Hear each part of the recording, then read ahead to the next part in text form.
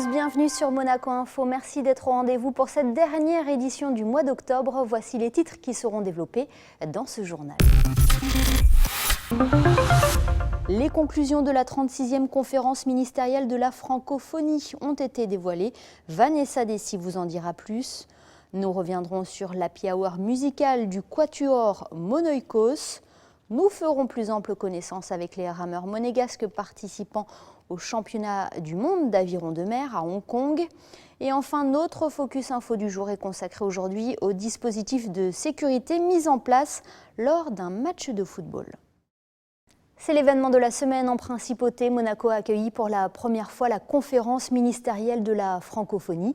Elle s'est clôturée aujourd'hui au Grimaldi Forum à un moment clé pour l'OIF qui s'apprête à fêter ses 50 ans d'existence. Vanessa Dessy vous en dit plus. Au terme de 2 jours de riches travaux et d'échanges, les réflexions à l'occasion de la conférence ministérielle de la francophonie ont nourri différents débats.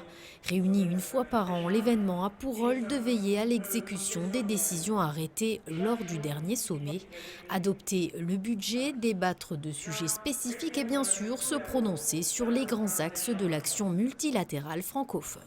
On sent les changements nécessaires à notre organisation qui sont dans l'air. Nous avons parlé de substance, nous avons parlé de la focalisation de notre organisation sur des activités clés dans les domaines prioritaires. La ministérielle a donné son aval pour quelques changements qui sont proposés dans le cadre de la réflexion engagée sur l'avenir de notre organisation. Les ministres de nos États se sont engagés pour le thème proposé par la Principauté de Monaco, à savoir la coexistence pacifique et un avenir commun. Donc, je quitte Monaco en chantant. C'est un pur plaisir d'être ici parce que non seulement nous avons la possibilité d'apprécier ce que Monaco et la Principauté de Monaco nous offrent comme attrait culturel et touristique. Évidemment, ce qu'a proposé le pays hôte comme thématique autour de cette réconciliation entre l'humain et la planète, c'est un thème qui est assez important pour nous. En tout cas, si nous voyons un peu ce qui se passe en Méditerranée, mais au-delà de ce que subit notre planète, c'est un message de fraternité, c'est un message d'universalité, excellence, ce que votre thématique nous offre de beau, et puis surtout ce qu'on appelle cette force unifiante, hein, cette belle invention de notre cher secrétaire général. J'ai noté, et je ne rajouterai rien par une humilité naturelle au concert de louanges qui nous a été adressé. C'est la vocation naturelle de la principauté que d'être hospitalière et nous n'avons pas failli à cette vocation. Je voudrais aussi insister au-delà du message que nous avons voulu vous proposer à travers la motion de notre conférence, dire que ce message, il est quand même, chers collègues, tellement beau lorsqu'il est décliné en langue française. Par ailleurs, je crois qu'il faut aussi insister sur les travaux qui ont été validés pour ce qui est de la réorganisation dans le cadre de la gouvernance de l'OIF, qui ont été très très bien préparés par vos équipes, validés par les délégués ici, et qui vont concourir tant à renforcer la visibilité de l'OIF sur le plan international et aussi la performance de ces actions, car comme vous l'avez dit, Madame la Secrétaire Générale, l'heure est à l'action. L'événement s'est clôturé par la cérémonie officielle. L'Arménie passe ainsi la main à la Tunisie pour l'organisation du prochain sommet international de la francophonie. À cette occasion, l'OIF fêtera ses 50 ans. Voilà pour les conclusions de la conférence ministérielle de la francophonie. Dans le reste de l'actualité en bref. Il est le secrétaire d'État auprès du ministre de l'Europe et des Affaires étrangères au Quai d'Orsay. Jean-Baptiste Lemoyne était en principauté à l'occasion de la conférence ministérielle de la francophonie dont nous vous parlions précédemment. Jeudi matin, il a été reçu à la résidence du ministre d'État par Serge Tel, l'occasion d'évoquer plusieurs sujets liés à la principauté, la France et l'Europe. Musique avec cet happy hour musical ici même à l'auditorium Régnier 3. Le quatuor Monoikos a mis à l'honneur hier Haydn et Mozart. Le reportage de José Sacré.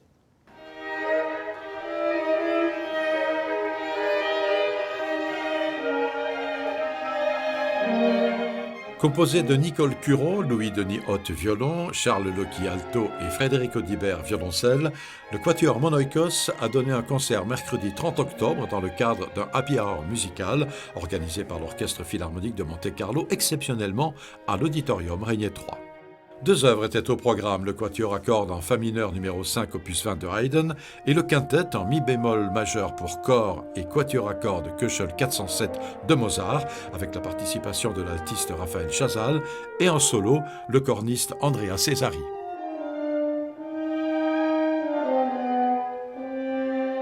On est très heureux de pouvoir participer à la série de concerts de musique de chambre Happy Hour de l'OPMC.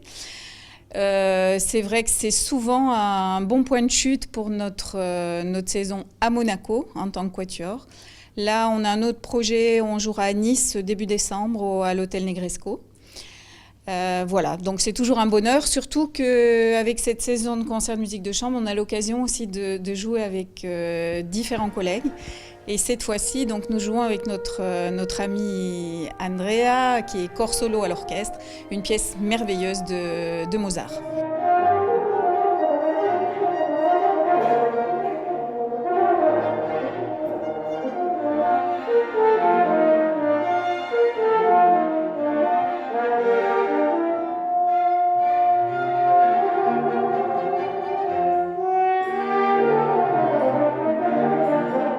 Comment avez-vous été accueillis au sein du quatuor ? C'était super. Quand je suis arrivé, c'était vraiment un plaisir de travailler ensemble. C'est pas habituel pour eux de travailler avec un corps, alors c'était bien de partager. En fait, on a beaucoup plus travaillé sur la musique que sur les choses techniques, parce que clairement, on a une sorte de mission différente, on a une habitude à des articulations, des choses qui sont différentes par rapport à les cordes, plutôt qu'à les cuivres, les vents. Et alors c'était génial parce qu'on a parlé vraiment la même langue de la musique en fait.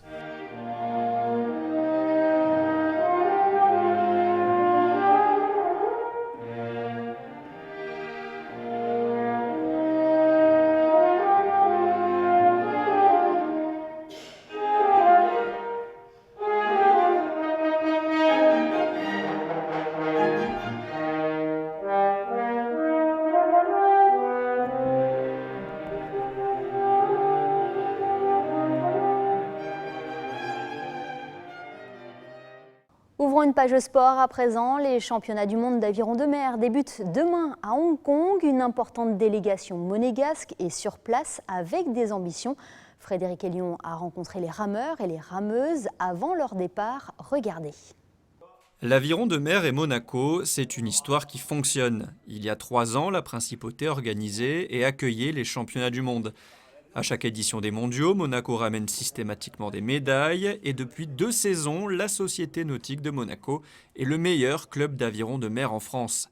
Cette année, les championnats du monde se déroulent à Hong Kong du 1er au 3 novembre et la Société nautique de Monaco sera représentée par 5 bateaux, soit 15 rameurs.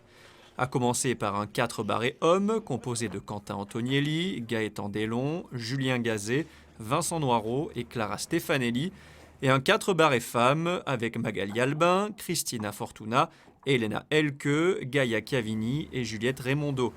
2 bateaux qui nourrissent des ambitions malgré une préparation un peu particulière où les rameurs n'ont pas souvent ramé ensemble. Jusqu'à maintenant, on n'a toujours pas ramé dans l'équipage complet avec tout le monde qui n'est pas sur Monaco, moi qui suis sur Oxford, Gaëtan qui habite en Suède, Vincent qui habite à Lyon. Donc c'était un peu compliqué de se préparer. On a réussi à quand même bien s'organiser au niveau de l'entraînement, à chacun s'entraîner de son côté. Et on a déjà eu l'habitude de ramer ensemble avant. Ça s'est passé très bien, on a beaucoup ramé, beaucoup s'entraîné, mais on n'a pas beaucoup ramé ensemble parce il y a une fille qui habite en Angleterre et moi j'habite à Stockholm en Suède. Alors on s'est entraîné chacun côté. On espère vraiment aller assez loin dans la compétition, aller au moins chercher une médaille. Et je pense que l'objectif pour nous 4 annoncés, c'est d'aller chercher le titre. Ce sera compliqué, il y a de très bons concurrents, mais je pense qu'on en a les capacités et que c'est un objectif assez réalisable. On a gagné bronze l'année dernière et 3 de nous 4 et on va essayer de refaire une médaille. Autre bateau monégasque en compétition, le double homme avec Mathieu Montfort et Giuseppe Alberti, et le double femme composé de Clara Stefanelli et de la jeune Amanda Tello-Adam, 16 ans. C'est un peu incroyable d'y aller, c'est vrai que c'est pas donné à tout le monde. Et bon, pour l'instant, je stresse pas trop, mais parce que justement, je m'en rends pas compte. Enfin, mais quand j'y serai, je vais stresser un peu, oui. Mais je suis très contente, très heureuse d'y aller, ouais. Un objectif pour le double, je serais peut-être, si on le peut, faire finala. Je me suis préparé avec mon collègue Giuseppe. On a fait pas mal de sorties, on est entraîné. On est confiant, on fait beaucoup de préparation vraiment orientée pour la course, pour une course très rapide et sûrement mouvementée par rapport aux conditions de la mer qui vont être différentes de celles de chez nous. Nous sommes, Giuseppe et moi, déjà médaillés dans plusieurs couleurs et plusieurs bateaux, en particulier le double qu'on connaît bien, lui aussi avec Quentin Antonielli il y a 2 dernières années.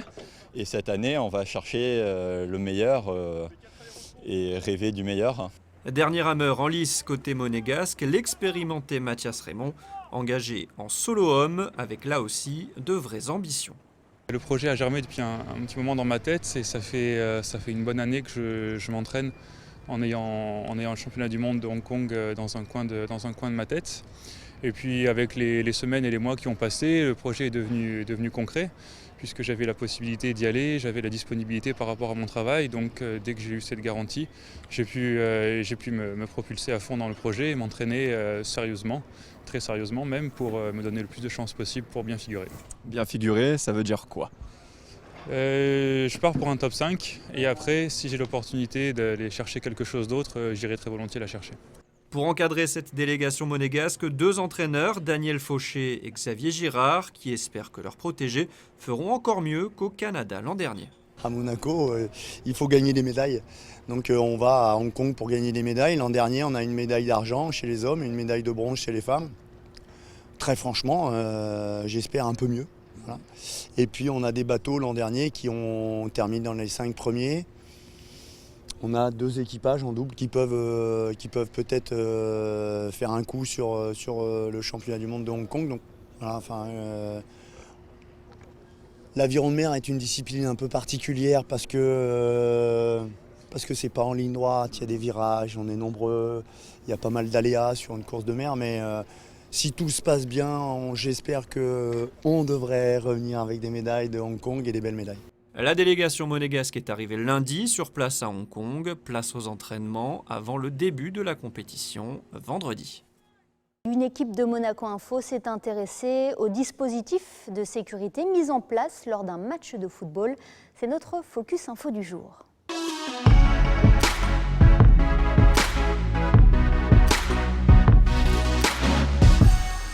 AS Monaco, Olympique de Marseille, une affiche rêvée pour tout supporter, un derby de la Méditerranée qui attire forcément beaucoup de monde et qui amène à un dispositif de sécurité renforcé. Une semaine avant le coup d'envoi de cette rencontre, les forces publiques monégasques et françaises, l'ensemble des services techniques de la Principauté ou encore la Croix-Rouge de Monaco ont été conviés par Christophe Pratt, directeur général du département de l'Intérieur, pour une réunion de sécurité, l'opportunité de revoir point par point le dispositif et la logistique mise en place. Qu'on soit bien présent quand vous arrivez sur Monaco pour vous prendre en charge, vous amener jusqu'à l'hôtel, puis ensuite le bus jusqu'au parking de pêche. C'est vrai que c'est un match qui est important en termes de sécurité, en termes d'affluence, pour lequel il faut être particulièrement vigilant. À l'instar des autres matchs que nous avons au cours de l'année, il fait partie des matchs sur lesquels nous avons une vigilance particulière. C'est pour cette raison-là que nous organisons une réunion de sécurité, comme vous avez pu le voir, avec un certain nombre d'intervenants pour nous permettre de coordonner et s'assurer que tout se passe pour le mieux. Si tous les matchs sont traités avec une attention particulière, ce derby a déjà des antécédents. En septembre dernier, alors que l'AS Monaco recevait l'OM en championnat, les supporters marseillais avaient causé des troubles au niveau de la circulation dans le tunnel Albert II, en usant notamment d'engins pyrotechniques. Cette fois-ci, ils sont prévenus, aucun faux pas ne sera admis. D'autant plus que le même jour, la Principauté accueille la conférence ministérielle de la francophonie, un événement important qui mobilise là aussi de nombreux hommes. En toute amitié, on accepte pour l'instant que les supporters de l'OM, ces supporters-là, reviennent. Je pense que c'est la dernière fois. C'est-à-dire que si nous refont le coup des fumigènes dans le bus, arrêtés dans un tunnel ou dans la ville, à un autre endroit que l'arrêt qui est prévu pour ces supporters-là au niveau du stade Louis II, je ferai en sorte qu'il y ait une interdiction de stade la prochaine fois. Nous sommes à présent à quelques heures du match. Les forces publiques de sécurité se sont réunies à la direction de la sûreté publique pour une réunion opérationnelle. Une dernière mise au point avant la rencontre et le déploiement des agents sur site. Nous déterminons et nous mettons en œuvre les 3 grandes phases qui composent un match de football. La première phase qui est la phase avant-match, c'est-à-dire qu'il faut gérer les problèmes de circulation et l'arrivée des supporters, et surtout qu'il n'y ait pas de mixité dans les flux, c'est-à-dire que les supporters ne se rencontrent pas. La deuxième phase qui est la phase dite du match, donc c'est la sécurité du match à l'intérieur des tribunes, qu'il n'y ait pas de bagarre, qu'il n'y ait pas de fumigène, et surtout la fin du match, qu'il n'y ait pas d'envahissement du terrain. Et après la troisième phase qui est un petit peu la première phase inversée, c'est-à-dire l'évacuation du stade, de la circulation et surtout bien sûr que les supporters puissent partir en toute tranquillité et sans se croiser. Nous attendons à peu près 600 supporters marseillais. Une partie d'entre eux viendront à partir de cars, donc il y a 6 cars d'annoncés, le reste venant en véhicule individuel. Cette réunion passe donc en revue les différentes phases du service d'ordre avant, pendant et après une rencontre qui a été classée niveau 3. Les rencontres sont classifiées par niveau, donc il y a 4 niveaux. Niveau 3, c'est un risque élevé. On tient compte simplement, c'est notre autorité de tutelle, le département de l'Intérieur, qui prend la décision de classifier une rencontre en lui affiliant ce type de chiffres. Et ça va tenir compte de l'affluence, du nombre de supporters attendus et également des risques potentiels de troubles à l'ordre public par rapport à la qualité des ultras et à ce que les ultras de l'équipe adverse notamment sont capables de faire lorsqu'ils sont en déplacement. Le directeur les respecte très bien, très bien. Pour le moment, tout va bien. Comment ça va? Pas de problème. Professeur 19h15, l'arrivée de premier bus. Normalement, oui. L'ouverture du stade dépend de cette visite, la visite dite de sécurité, où toutes les parties intervenantes sont présentes. Tous les feux sont au vert. Dans le stade, les fouilles ont débuté avant l'arrivée des joueurs et des supporters. Rien n'est laissé au hasard. On commence par les vestiaires et après on monte au stade. Donc au niveau des situations où on retrouve les supporters. Et on fait la visite, donc on s'assure que sous les sièges n'ont pas été placés de fumigènes, donc sous les sièges, dans les toilettes, sous les arches. Tous les endroits on peut cacher des matières fumigènes. Édouard, racontez-nous un petit peu là, ce que vous êtes en train de faire. Là, on fait de la détection de fumigènes. Donc les chiens sont formés dessus sur plusieurs molécules, en fait, qu'on va retrouver dans plusieurs fumigènes. Donc on les créance, ce qu'on appelle le créancement, on leur apprend à reconnaître ces molécules et après on les récompense. Donc le chien, lui, il est dans le jeu, il joue, voilà. En fait c'est ça notre but, quoi. Jouer avec les chiens dans le but de trouver des fumigènes. Et pour l'instant, rien à signaler? Pour l'instant ça va. Après on va voir, savoir que bon, le fumigène c'est ce qu'il y a de plus compliqué à détecter, quoi. Après les chiens ont quand même une bonne efficacité dessus, donc voilà. Il y a un but dissuasif, il y a une réelle efficacité aussi. Donc c'est vraiment une valeur ajoutée déjà au protocole de sécurité qui est quand même assez important sur le stade déjà.